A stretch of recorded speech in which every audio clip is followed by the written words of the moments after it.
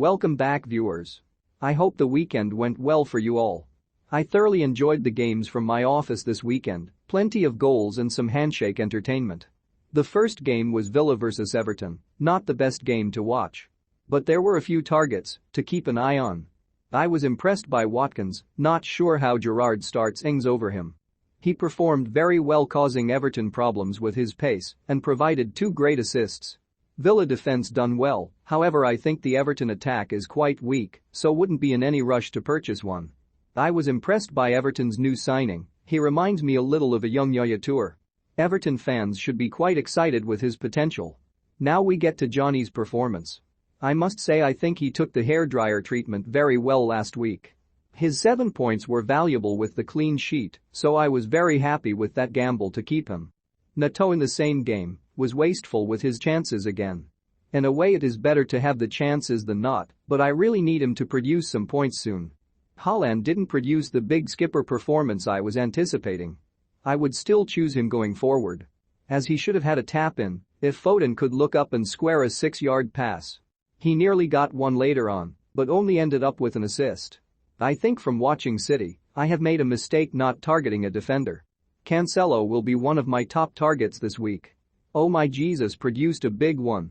So happy I stuck with him and wasn't too tempted by Nunez's performances. 2 goals and 2 assists. A beautiful little performance from Jesus. Even his Brazilian compatriot Martinelli scored. I found it slightly strange he didn't pick up the assist on the corner, especially as later on in the weekend, Jesse Lingard picked one up for nothing. I didn't have any assets for the last game. But oh my, this was the most outrageous result. United crumbled 4-0 to Brentford in 30 minutes. Was quite a bizarre game to watch, however Brentford looked terrific and thoroughly deserved the result. There will definitely be some Brentford assets I will be looking for. Especially as I already had Tony on the radar since the beginning of the season. On to Sunday's games, I was excited to watch this young man on the TV. I had penciled this fixture in for Bowen to really produce a big haul.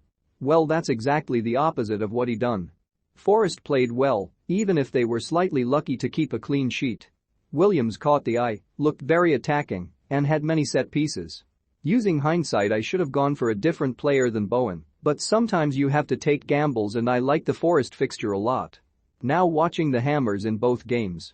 They look quite average, and I think their future games are now even more difficult than I first predicted. On to the game of the weekend. What a spicy affair this turned into.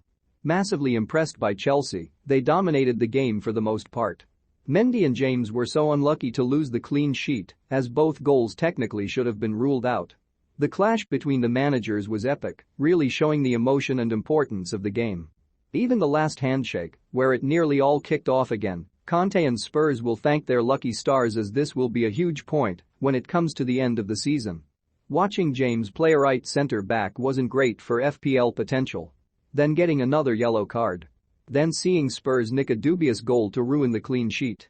Tuchel then changed James to right wing back, and he looked impressive in that position. Not long after he produced a superb cross for an easy chance for Havertz, but he missed. Moments later he was found at the back post to smash in his first goal of the season. Another dodgy Spurs goal in the 96th minute. Ruined the bonus points, but after I had calmed down, I realized it could have gone down as an own goal, so we'll take those 7 points. Going into Monday I felt confident that my triple Liverpool would produce. I didn't think Palace would trouble them in attack, so thought it was an easy clean sheet. However, seeing their lineup with Phillips and Milner, I was more concerned about the clean sheet. Watching the game, Liverpool dominated it, but they couldn't find the goal. Then Palace managed to show their only bit of quality in the half for the goal, which was wonderfully taken from Zaha after such lovely play from Eze. Robbo came off early. He was getting into good attacking areas, but didn't really look likely to produce anything. So he is on the radar to leave the squad. Watching the second half, it was impressive showing from Liverpool, thought Trent played great, and Elliott caught the eye in midfield. The Nunez headbutt was quite something. He really let down his team, and that could be huge come the end of the season. Terrific fight back from Liverpool to score with a wonderful goal from Diaz.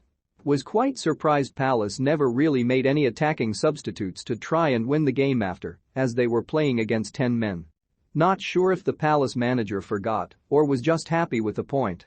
Salah looked quiet again, But with Nunez suspended, I like his potential going forward, especially playing that United defense. That's all from my match reactions. We'll be doing scout reports and team reveal in my next video. As always, thanks for watching, like and subscribe. Goodbye.